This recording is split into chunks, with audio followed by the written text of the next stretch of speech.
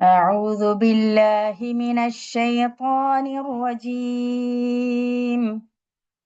بسم الله الرحمن الرحيم.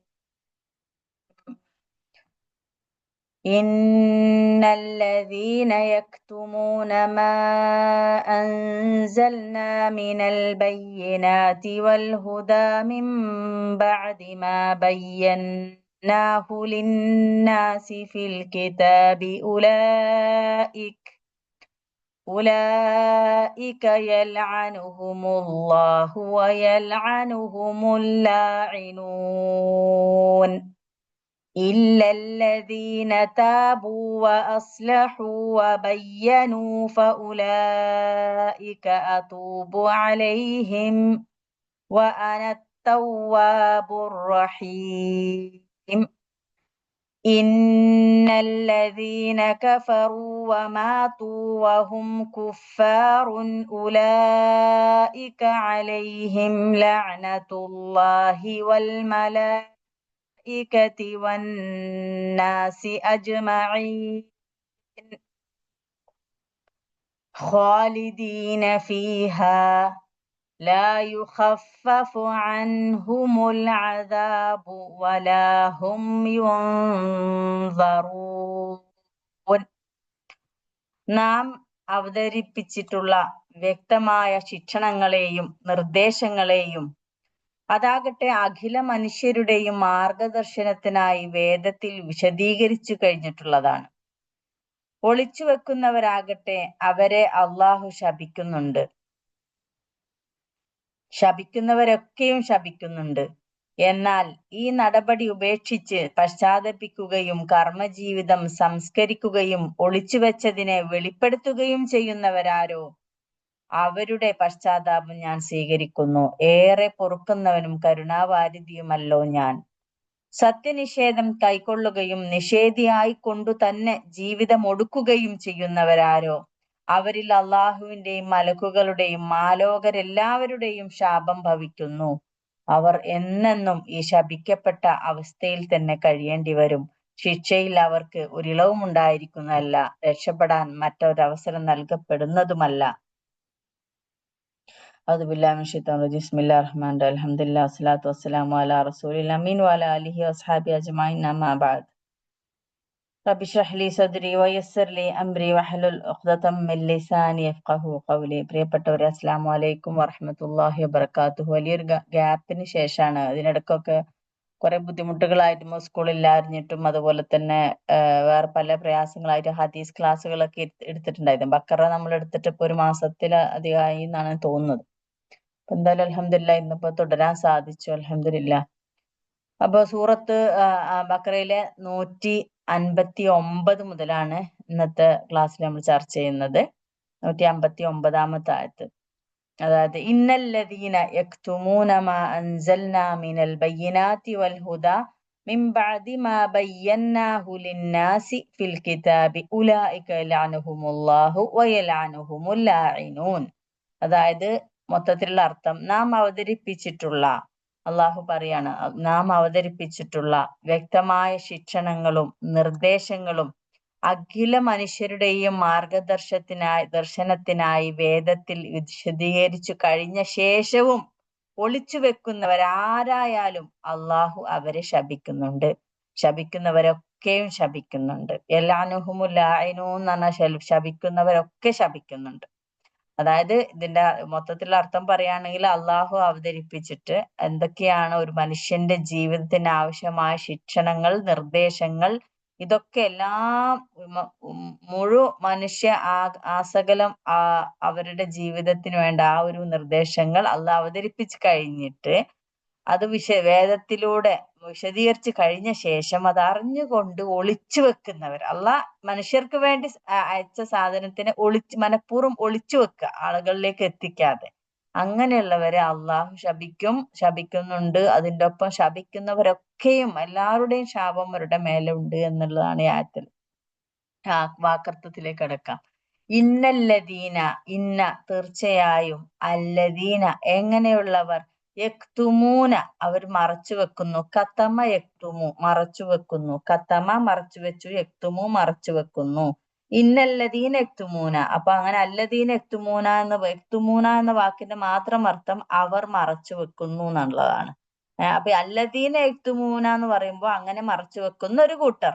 ഇന്ന തീർച്ചയായും അവരെന്താണ്, മാ എന്താണ് അവർ മറച്ചു വെക്കുന്നത്? മാ എന്താണോ അൻസൽന നാം ഇറക്കിയത്. അള്ളാഹു പറയാണത്. അപ്പൊ അൻസല ഇറക്കി, അൻസൽന നാം ഇറക്കിയത്, മാ എന്താണോ. അപ്പൊ എന്താണോ നാം ഇറക്കിയത്, മിനൽ ബയ്യിനാത്ത്, ബയ്യിനത്തിന്റെ പ്ലൂറലാണ് ബയ്യിനാത്ത്. സൂറത്തുൽ ബയ്യിന അല്ലെ.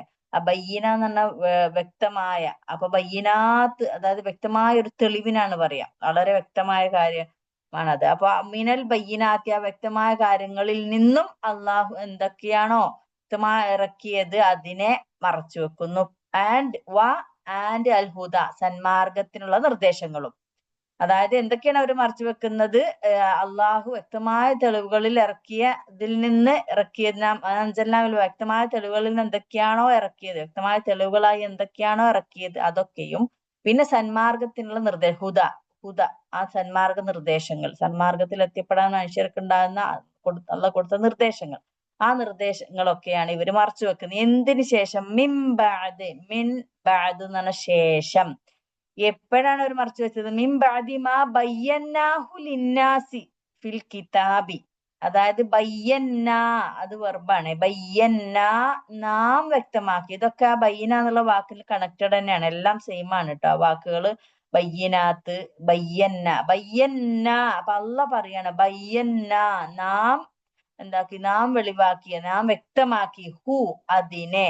അപ്പൊ മാ ബയ്യന്നാഹു എന്താണോ നാം വ്യക്തമാക്കിയത്, ലിന്നാസി ജനങ്ങൾക്ക്, ഫിൽ കിതാബി വേദഗ്രന്ഥത്തിൽ. അതായത് ഇത് പറയുന്ന മൊത്തത്തിൽ പറയുകയാണെങ്കിൽ ഇന്നല്ലദീന യക്തുമൂന മറച്ചു വെക്കുന്ന ആളുകൾ തീർച്ചയായും മാ അൻസൽനാ നാം ഇറക്കിയത്, മാ ബിനൽ ബയ്യിനാത്തി വ്യക്തമായ തെളിവുകളിൽ നിന്നും, വൽ ഹുദാ സന്മാർഗ നിർദ്ദേശങ്ങളിൽ നിന്നും, മിംബാദി ശേഷം, എന്തിനു ശേഷം, മാ ബയ്യന്നാഹു ലിന്നാസി ഫിൽ കിതാബ് വേദഗ്രന്ഥത്തിലൂടെ, ലിന്നാസി ജനങ്ങൾക്ക് നാം അതിനെ വ്യക്തമാക്കിയതിന് ശേഷമാണ് അവർ മറച്ചു വെക്കുന്നത്. മനസ്സിലായില്ലേ? അങ്ങനെ ഉലായിക്ക അവരാകുന്നു, അതായത് ആ മറച്ചു വെച്ച കൂട്ടര, ഉലായിക്ക അവരാകുന്നു, യൽഅനുഹും അവരെ ശപിക്കുന്നു, ലഅന യൽഅനു എന്ന് പറഞ്ഞാൽ ശപിച്ചു, ലഅന എന്ന് പറഞ്ഞാൽ ശപിച്ചു, ലഅനഹുമുള്ള ഖുർആനിൽ ഒരുപാട് സ്ഥലങ്ങളിൽ ഉള്ളതാണ് അല്ലെ. ലഅന അള്ളാന്റെ ശാപം, ലഅനഹും അവരെ ശപിക്കുന്നു. അപ്പൊ യൽഅനുഹും എന്ന് പറഞ്ഞാലും ശപിക്കുന്നു, ഇത് മുദാരിയാണ്, പ്രസന്റ് ടെൻസ്. യൽഅനുഹും അവരെ ശപിക്കുന്നു. ആര്? അള്ളാഹു അവരെ ശപിക്കുന്നു. ആൻഡ് അള്ളാഹ് മാത്രല്ല, യൽഅനുഹും അവരെ ശപിക്കുന്നു. ആരൊക്കെ? ലാഇനൂൻ ശപിക്കുന്നവരൊക്കെ. ലഅന എന്ന വാക്കിൽ നിന്ന് തന്നെയാണ് ലാഇനൂനും വരുന്നത് കേട്ടോ, ശപിക്കുന്നവർ എന്നുള്ള അർത്ഥം. ഇപ്പൊ ഈ ആയത്തിന്റെ അർത്ഥം പറയുകയാണെങ്കിൽ അള്ളാഹു ഇറക്കിയതിനെ വ്യക്തമായ തെളിവുകളിൽ നിന്ന്, മിനൽ ബയ്യിനാത്തി വൽ ഹുദ എന്ന നിർദ്ദേശങ്ങളൊക്കെ അള്ളാഹു ഇറക്കിയതിനെ വ്യക്തുമൂന മറച്ചു വെക്കുന്നവർ. എപ്പോ? മിംബാദിമാ ബയ്യന്നാഹു ലിന്നാസി ജനങ്ങൾക്ക് അത് വ്യക്തമാക്കിയതിനു ശേഷം, ഫിൽ കിതാബി വേദഗ്രന്ഥത്തിലൂടെ. അപ്പൊ അങ്ങനെയുള്ള ആളുകൾ ഉലായിക്ക യലാനു അള്ളാഹു അവരെ ശപിക്കുന്നു, ലായിനൂനുകളും അതാ ശപിക്കുന്നവരൊക്കെയും അവര് ശപിക്കുന്നുണ്ട്. പിന്നെ അത് കഴിഞ്ഞിട്ട് ആയത്തോട്ട് പറഞ്ഞിട്ട് ടെൻഷൻ പറയാം. എന്നിട്ട് അതിനൊരു എക്സെപ്ഷൻ അല്ല പറയാണ്, ഇല്ലല്ലദീന താബു വഅസ്ലഹു വബയ്യനു ഫൗലൈക അതൂബു അലൈഹിം വഅന തവ്വാബുർ റഹീം.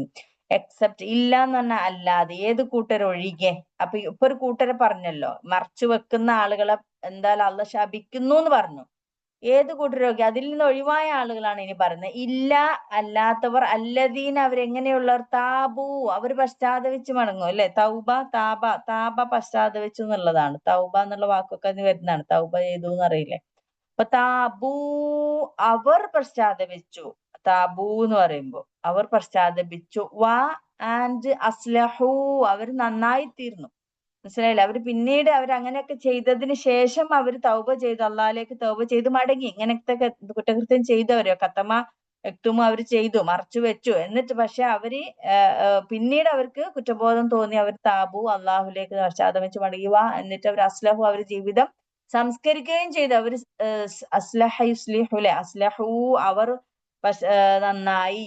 വബയ്യനു, പിന്നെ അവരെന്താ ചെയ്ത്, അവരങ്ങനെ തൗബ ചെയ്ത് അവർ സ്വയം നന്നാവുകയും പ്ലസ് ആൻഡ് ബയ്യനു, അവര് പിന്നെ അത് വെളിവാക്കി. അവരെ മറച്ചു വെച്ചിരുന്നു ഇത്രയും കാലം. പിന്നീട് അവർക്ക് അതിൽ ഖേദം തോന്നിട്ട് അവരത് പിന്നെ ജനങ്ങളിലേക്ക് വിവരിച്ചു കൊടുത്തു. വയ്യനു, അവർ വെളിവാക്കി അല്ലെങ്കിൽ വ്യക്തമാക്കി കൊടുത്തു. അപ്പൊ ഉലായിക്ക, അപ്പോൾ ഉലായിക്ക അക്കൂട്ടരാകുന്നു അതൂബു അലൈഹിം. അതൂബു എന്ന് പറഞ്ഞ അള്ളാഹ് പറയാണ്, അതൂബു ഞാൻ പശ്ചാത്താപം സ്വീകരിക്കുന്നു, അലൈഹിം അവരുടെ മേൽ. അപ്പൊ അങ്ങനെയുള്ള ആളുകളുടെ പശ്ചാത്താപം അള്ളാഹ് സ്വീകരിക്കുന്നു. അക്കൂട്ടർ എന്ന് പറയുന്ന അവരുടെ പശ്ചാത്താപം അള്ളാഹ് സ്വീകരിച്ചതാണ്. അപ്പൊ അള്ളാഹ് പറയാണ് ഞാൻ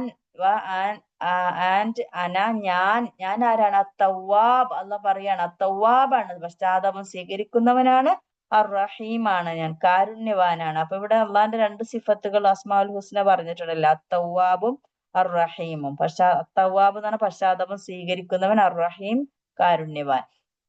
അപ്പൊ മേലെ പറഞ്ഞ കൂട്ടരിൽ നിന്ന് ഒഴിവായ കൂട്ടരാണ് ഇത്. അവര് തെറ്റ് ചെയ്തിട്ട് അവര് പിന്നെ പശ്ചാത്തപിച്ചു, മടങ്ങി, പിന്നെ അവർ ചെയ്ത തെറ്റ് അവര് കറക്റ്റ് ചെയ്യുകയും ചെയ്തു. നിങ്ങൾ ആലോചിച്ച് നോക്കൂ, അതിന്റെ ഒരു സ്റ്റെപ്സ് നോക്കൂ. തൗബ, നമ്മൾ എന്തൊരു തെറ്റ് ചെയ്യുമ്പോഴും ആ ഒരു പിന്നെ തെറ്റിൽ നിന്ന് തൗബ ചെയ്യുക മാത്രം കൊണ്ടതാവില്ല, അതിന് തുടർന്ന് കൊണ്ട് അതിന്റെ പ്രവർത്തനം ശരിയാണ്. നമ്മൾ എന്ത് ചെയ്താൽ തെറ്റത് അതിന് ചെയ്യാതിരിക്കുകയും മസ്ലഹ നന്നായിട്ടിരിക്കുകയും, പിന്നെ നമ്മൾ എന്തോ ചെയ്ത് ഇപ്പൊ എന്തെങ്കിലും കടം വാങ്ങിയിട്ട് തിരിച്ചു കൊടുക്കാത്തതിനെ പൈസ കടം തിരിച്ചു കൊടുക്കുകയും വേണം. മനസ്സിലായില്ല? അതിന്റെ ഒരു ഭൗതികമായ ഒരു കാര്യം കൂടി ഉണ്ടാവുമല്ലോ. ആ ഭൗതികമായ കാര്യം കൂടി നമ്മൾ ചെയ്യുമ്പോഴാണ് ആ ഒരു പശ്ചാത്താപത്തിന്റെ പൂർത്തീകരണം വരുന്നത്.